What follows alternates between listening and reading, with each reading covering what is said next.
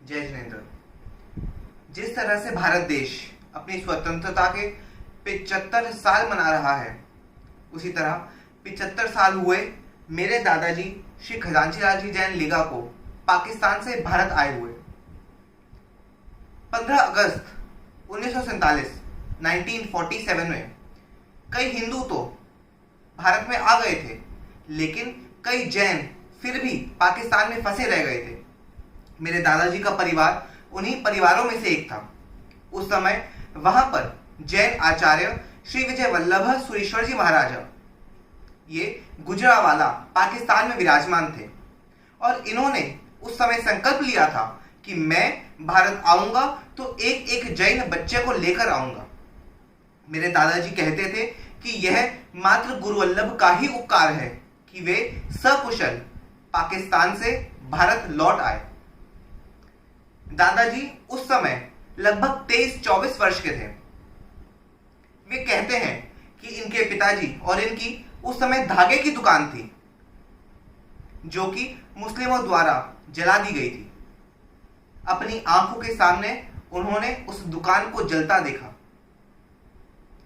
दिल पे भारी पत्थर रखकर उनको पाकिस्तान से अपनी जमीन, अपना घर छोड़ के भारत में आना पड़ा और वे क्रम से बारी बारी आए। परिवार के कुछ सदस्य जुलाई में आए, कुछ सदस्य अगस्त में आए, कुछ सदस्य सितंबर में आए। मेरे दादाजी गुरु वल्लभ के आने से कुछ समय पहले आ गए थे एवं इनके पिताजी श्री दीवान चंद जी एवं इनकी माताजी श्रीमती दुर्गा देवी जी वे 28 सितंबर 1947 को गुरु वल्लभ के साथ ट्रकों में बैठकर अमृतसर आए थे।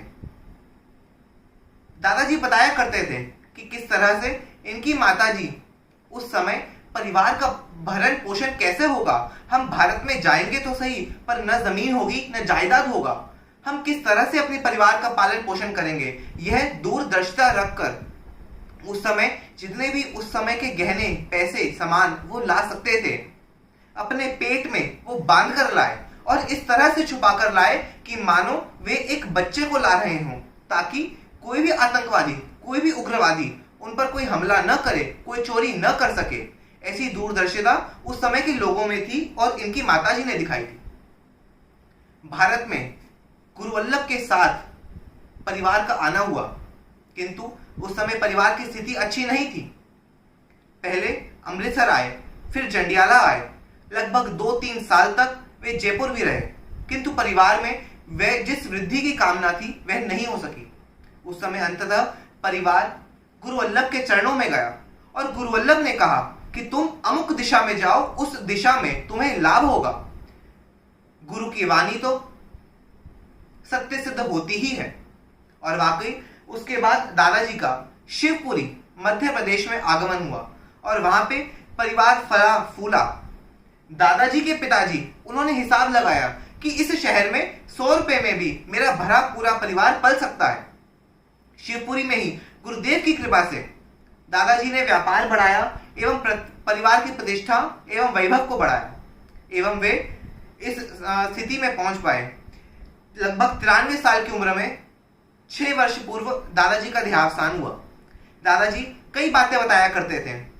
1912 के 1930 के कई सिक्के भी दादाजी ने संभाल कर रखे थे, जो उनके बाद उनके बेटे मेरे बड़े पापा कीमती लाल जी ने संभाल के रखे। दादाजी कई कहानियां बताया करते थे कि उस समय इस सब्जी को क्या कहा करते थे। गुरु वल्लभ किस तरह से सीना तान के गोलियों के बीच में भी गुजरावाला से अपने पुण्य प्रकृति के बल पर पाकिस्तान से भारत में आए।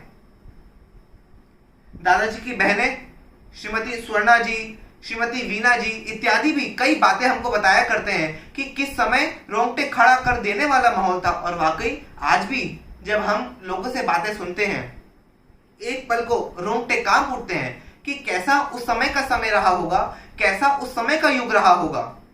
जो पाकिस्तान से भारत आए, वह अनुभव वाकई शब्दों में बयान नहीं किया जा सकता। गुरु वल्लभ यही कहा करते थे कि मेरा साधर में कोई भूखा न रहे।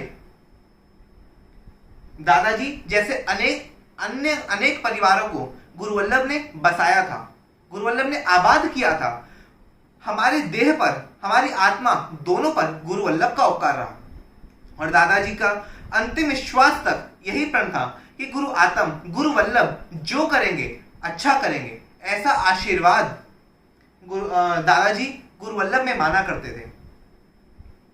आज आजादी के 75वें साल पर गुरु वल्लभ ने जिस तरह की दूरदर्शिता दिखाई, दादाजी कहते थे कि वह समय ऐसा था, गुरु वल्लभ की नेतृत्व कुशलता ऐसी थी, वह बस एक निर्णय था जो गुरु वल्लभ को अमर बना गया।